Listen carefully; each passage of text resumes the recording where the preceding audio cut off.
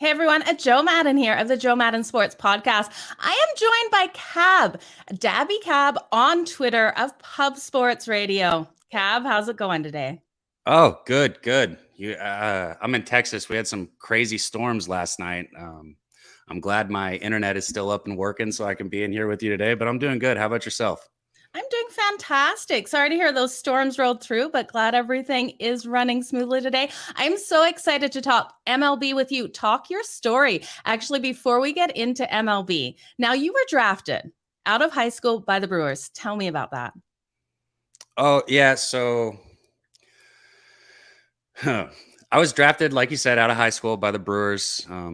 It was, 2008. So it was kind of still before everyone knew how easy college was to just hop online and go to college and get your degree. So I had, my parents really pushing me, go to school, go to school, go to school. So I ended up going to Texas Tech. I know you see the A&M hat, but I went to Tech. I played baseball there. Yep. For a couple years, signed a contract with the Pirates, and that didn't last for long. It's not a story I like talking about, but I failed my physical because I had a huge tear in my rotator cuff. So I lost my contract with the Pirates, and that was it. That was about my baseball story. There's a lot more to it, probably like ins and outs, but that kind of sums it up. It's not a happy story. It's not a happy story. But you had the opportunity to go into the MLB, which hats off to you. Not many people get that opportunity. So sorry to hear about the injury. That definitely is not the way any athlete wants to go out. And I if I had like a ton of respect for my coach at Tech, I might not say this, but he's the reason why I had a tear in my shoulder. So my whole life I was a starting pitcher, but then when I got to Tech, I was on the travel team as a freshman. I was the only freshman on the travel team, but I wasn't starting. So I was playing, but I wasn't in the starting rotation yet.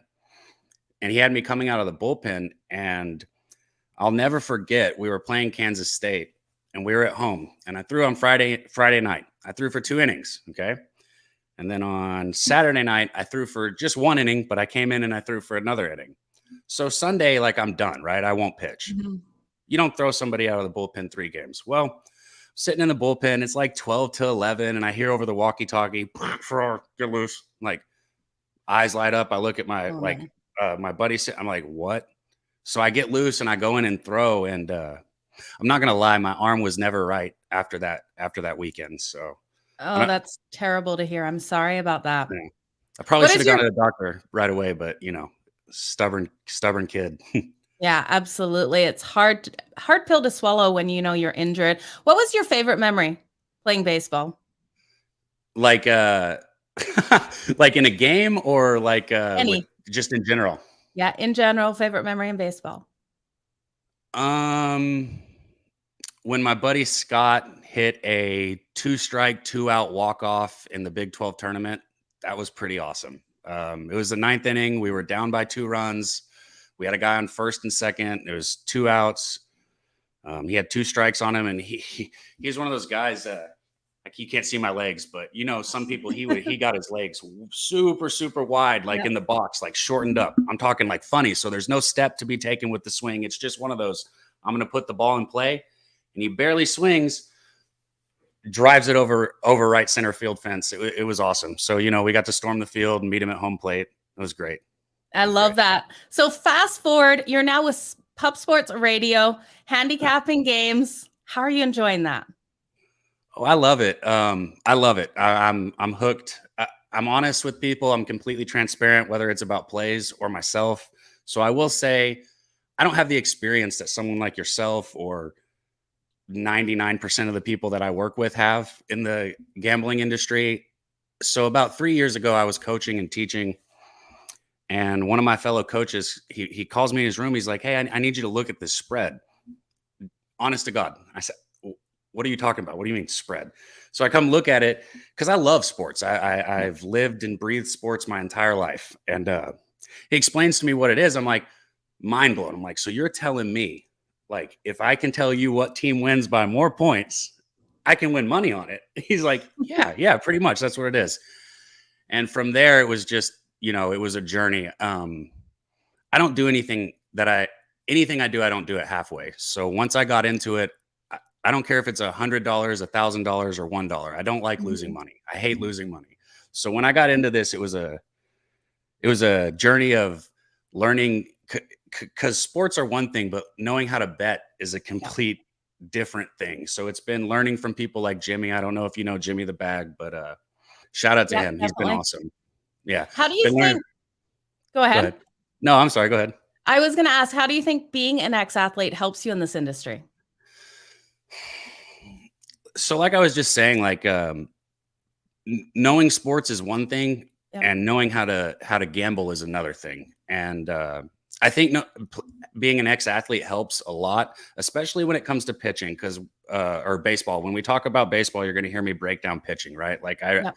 I really feel like I get a good feel for where a pitcher's at, and things like that. So that helps, but also, learning like how to play juice and how to do things Yep. like that. Gambling is such an art in itself. And again, I keep coming back to Jimmy, because my first year of gambling, college football is probably my favorite thing to cap. Even though baseball Okay. is like my thing, college football is what I Yep. really like to cap. And my first year, I was positive, probably like 57 or 58%, and I lost Which is money. incredible. Thank you. Thank you. But I lost money. Yeah. Think about that. Ooh, okay. High favorite. Yeah, high favorite money lines? Yeah, that, and maybe like chasing bets here and Yep. there, or just really not understanding like how everything works. And since then, I've gotten I'm one of the most I don't know the word I'm looking for. Like, if I'm very tight how I gamble Yep. now. So everything that I play, some people have different methods, but if I bet something, it's one unit. I bet to win one unit, no matter what. I don't ever chase. I don't add games just because. So I'm very, very straightforward with how I do it now. Okay, I like that concept. It was really interesting to look like last year. If you would have bet the Dodgers every single game on the money line, you would have Hmm. hit 60 something percent, but your return on investment would have been absolutely terrible. You would have lost money. So it's what a lot of people don't understand in this industry. So glad to hear that you are giving your customers the right way to bet. Yeah. Well, what I hope is what's right It for me. absolutely is. What's right? Okay. Okay. I'll say that too then. Yeah. Yeah. Okay. Cool. Yeah, I like it. Well, let's jump into these games tonight, or today. We've got a lot on the board. Which ones are you looking at? So we were talking about it earlier. For anybody who hasn't checked the weather, we've got a lot of weather coming in today. Like I really like this Mets and Cardinals game, Yeah. but there's a good chance that it won't even play. There's about 5 games or so that I have written down that I think might not play today because of the weather. The one I like the most is the Angels and Rangers game. Do you want to talk about that one first, or? Yeah, absolutely. Okay, cool. So the Angels, they're traveling to the Rangers today. You got Syndergaard on the mound for the Angels. You got Gray on the mound for the Rangers. Noah, Thor, I'm a fan. I think that he came back in great shape this year. I think his stuff looks good. It's electric, it's down and in, it's down and out. He's got good movement. He's hitting his spots. As of right now, he's sitting at a 2.45 ERA. His career, one thing that I like to do when I match pitchers, because an ERA is great for right now, but you need to compare it to where they've been, what they've done over their career. And he's a career 3.29 guy. So it's in the same range, right? Yep. Right now, hitters are hitting 244 off of him. He's a career 227 guy. So again, he's in his range. He's back in form. I know last year he looked horrible for the little bit that he pitched, but he was hurt, right? And the big question with him is, like, will he be back in form? Will he be back to Thor, or will he throw like Syndergaard? And I personally think he is. I've heard a lot of other experts who disagree with me. But like I said, his stuff got movement. He's on top of the ball. It's down and in, down and out. He's got his same velo going right now. His last start, he only went 5 innings. He gave up 7 hits against Tampa Bay. I don't love that, but he's one of those people that can pitch to contact when he needs to. So sometimes he's going to be giving up hits just to try and keep his pitch count down, which is fine. That's why you really want to look at whip for anybody who doesn't who watches this that doesn't know, that just takes into account the walks basically. So it's the hits and the walks put together as opposed to just looking at your batting average. Mhm. And giving up a hit after you walk somebody is a completely different story than giving up a 1-out single or a 2-out single or something like that, right? So you really Absolutely. want to check out your whip, and his whip it's wonderful. And then you flip to the other side with John Gray, and I know again I'm talking all pitchers here, but Gray he's a 5.51 career guy. This year he's sitting at 4.61 on his ERA. On the flip side of Syndergaard, a lot of people try and talk me into Gray, and I just can't buy into it. I've watched him pitch several times, Yeah. and I don't like talking bad about people. It's not one of my favorite things to do, but I don't see where they're coming from. He's never really shown excellence to me ever in his career. Yeah, I don't think he's at the same level as Syndergaard. Agreed completely. He's not even, he shouldn't even be in the same conversation, right? Like for this game, yeah. But if we're talking about like pitchers, he shouldn't be in the same conversation. So all that being said, they're putting up a minus 135 right now with the Angels, and with this pitching matchup and the way the Angels have been hitting the ball, just the way their team has been playing in general, I can't not ride with the Angels on this one. If somebody wants to play a run line, I understand that. I think that was plus 115, but I usually don't lay juice like this, but in this situation, I'm okay with the minus 135 on the Angels. So yeah, I think you have to be. You look at the Angels, it almost feels trappy. It's like, what do they know that we don't? Only minus 135 here for the Angels. They've been notoriously strong in Texas, going 7-3 in the last 10. Strong on the road, 12-6 on the road this season, 12-6 on that run line as well. And Texas struggling at home, 7-12 at home this season. I don't know. Feels trappy, but I can't take the Texas Rangers here. It does. Absolutely. It's sure. That's what you just said, the trap. That's the first thing I thought when I saw this game. But as I broke down the rest of the card, some days I'll have 5 plays. Some days I'll have 1. I don't make my plays based on content. I make them based on trying to win. Absolutely.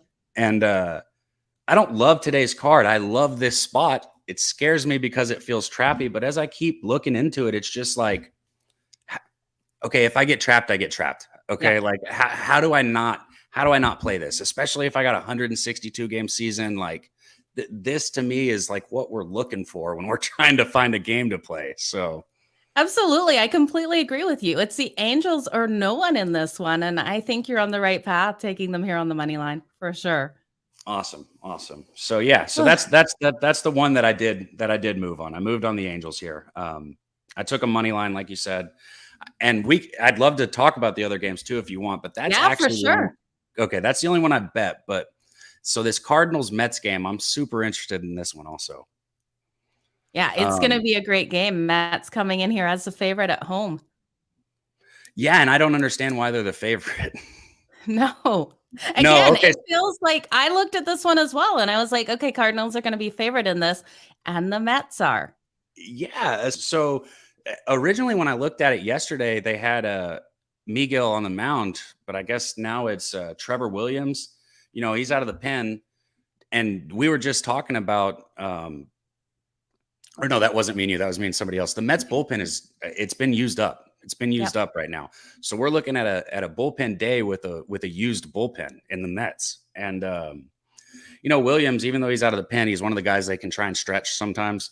But he's on his last 3 times he's pitched 2, 3 innings. I mean, he's a 2 or 3 innings max type guy. We're in the bullpen. They've already used a lot of it.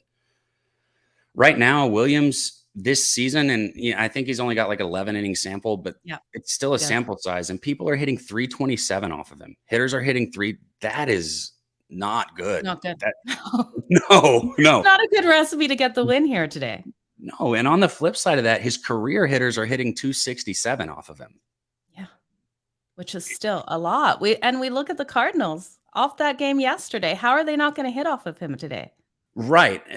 So I hear sometimes people come in and they want to say things like, oh, this team hit so good yesterday, let's fade them today. Like, no, they're seeing the baseball. So let's say a team scores, I don't know, something crazy like 12 runs. Like, yeah, they're probably not going to score 12 runs the next day, but I bet you they get 5. I bet you they get 6. Yeah, like when somebody's seeing the baseball, that's not the time to fade them. And the Cardinals, they were seeing the baseball great yesterday. On top of that, you got Miles Mikolas on the mound, and he's wonderful. And this year he's been like electric, just electric. He's sitting at a 149 this year. He's a 368 career guy. Hitters are hitting 206 off of him this year. And he's got a 31-8 strikeout to ball or to walk ratio, which is just beautiful. Just beautiful. This matchup doesn't make sense. I don't understand why the Mets are favored. Yeah, absolutely. It makes no sense at all. Another game that feels kind of trappy. It's like, what are we missing here? But I don't think we're missing anything at all. And the Cardinals always play the Mets strong. 11-5 in those last 16 meetings, 4-0 in the last 4 meetings in New York. So I can't get any other way but with the St. Louis Cardinals. I'm glad we feel the same way in this one. Yeah. And you know what? Even though I was saying I'm keeping my plays low, I mean, I might have to add this one today because it's like you just said, it doesn't make sense. Completely doesn't make sense. I'm very confused by it. Absolutely. I wonder if the team total for the St. Louis Cardinals would be something to look at today. I'm just going to pull up what those odds are. Yeah, that's a great point. And for anybody who's, in the chat, or for anybody who comes back and watches this, what you just said is awesome. And that's so cool you said it. A lot of people, they don't look at the team totals, and I don't understand why, because there's so much value in the team totals. Absolutely. If you're looking at an over or an under and you don't investigate the team totals, I'm not saying you have to play a team total, but if you're not looking into the team totals and you want to play an over or under, you're handicapped, or you're hurting yourself, right? You for sure are. We can get the St. Louis Cardinals team total over 4 at -105 today. Team total over 4 at -105. Yeah. Whoa. See, So to my point right there, if I play this game, it's that team total right there. Myself too, right? Yeah. It saves this if there's some sort of trick. They'll definitely get 5 runs today. That's what I'm saying. So you're saying it's a team total is a 4 and we're on a bullpen day with Williams starting? What are we missing here, Cab? I'm very confused. What we're getting.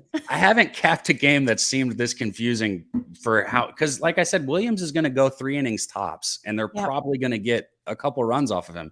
So you're telling me we can get 2 runs by the first 3 innings and 4 is our total with a used bullpen? Man, I like that team total. I will probably be playing that. Seems like money absolutely today. Any other games you want to talk here before we end the show? I'll warn you, with me and baseball really quick, I can talk. Yep. We could sit on here for 2 hours and I could keep talking about games. I will throw one more out there so I don't go for too long, but I'm also really curious why the Dodgers, and we were just talking about this, are favored by so much today. Do I think the Dodgers win? Yes. Do I think they could cover the run line? Yes. But do I think Bumgarner should ever be -220, especially with the way the Diamondbacks have been playing? No, never. Okay. And I don't know if we talked to the chat real quick, so my bad, but shout out Moose Money. He's a baseball coach. He's my guy that we like to talk. We've talked a lot about Bumgarner. That's why I brought him up. Okay. Awesome. We both think that we're going to see serious regression in Bumgarner this year. Okay. I really do. But all that being said, I don't understand the Dodgers being -220 with somebody like him on the mound. He could very, very easily. So that means you've got like a beautiful plus money first 5 money line with that. Or you could probably even get plus half a run at a decent price for the first 5. And if you're telling me you can get plus half a run, which I probably need to look into this, with Bumgarner on the mound, it could so easily be 0-0 or 2-2 at the end of the 5th inning, or 2-1 with Bumgarner up. I mean, it's Bumgarner. He's a career 3, I don't have it written down, but he's a career 3.3 ERA guy or 3.4 ERA guy who's pitched over 1,000 innings of baseball. I mean, again, this one kind of makes me a little little confused too. I think the right team is favored, obviously, here, but I just don't know why they're favored by so much. I think they're favored by so much because the Dodgers are the public team. Everyone loves to back the Dodgers, especially over the Diamondbacks here. I was looking at this one, taking the first 5 under. I think we'll have both of these pitchers coming out strong, and that first 5 under, I forgot to write it down. I believe it's 4.5. We got 8.5 for the full game, but I think we'll have 4.5. We'll have a strong game here between these pitchers. I agree with that. That's actually a really good look. That's one of the things that I thought about in this. And I'm sure you know this, but anybody who's been playing unders has been just wonderful this year in baseball. Like I said earlier to you, some players are saying that the balls feel like hitting rolled up wet socks. Like so interesting to hear. So yeah, I'll leave it at that, because like I said, if I keep going, I'll go down another rabbit hole, and we'll just keep talking. Well, we will definitely have you back on, because I love your angles. I love everything that you're doing in this industry and how you're capping it. The way you look at it as an ex-player in the MLB is fantastic. So, Cab, thank you so much for coming on today. Now, you guys, if you're looking to find Cab on social media, you can find him at Dabby Cab on Twitter. Are you on IG, TikTok, all of the rest, Cab? I should be, right? Yep, you should be. Okay, so Dabby Cab will be what it is. I'm only on Twitter right now, but I think I'm going to go ahead and create those other accounts. You're not the first person who's told me that. Absolutely. And we can also find you on Pub Sports Radio. Yes. Anybody who doesn't know, check out Pub Sports Radio. Awesome platform. They're doing a lot of really cool things, and I love working with them. I love the guys and the girls, even though I haven't met one yet. I'm just saying, it's all inclusive. Okay, well, we can't wait. You guys go check out Pub Sports Radio over there, and Cab at Dabby Cab on Twitter. Cab, thank you so much for joining me. We definitely have to do it again. Absolutely. Thank you so much. Thank you. Everyone have a fantastic day. I'll be back shortly.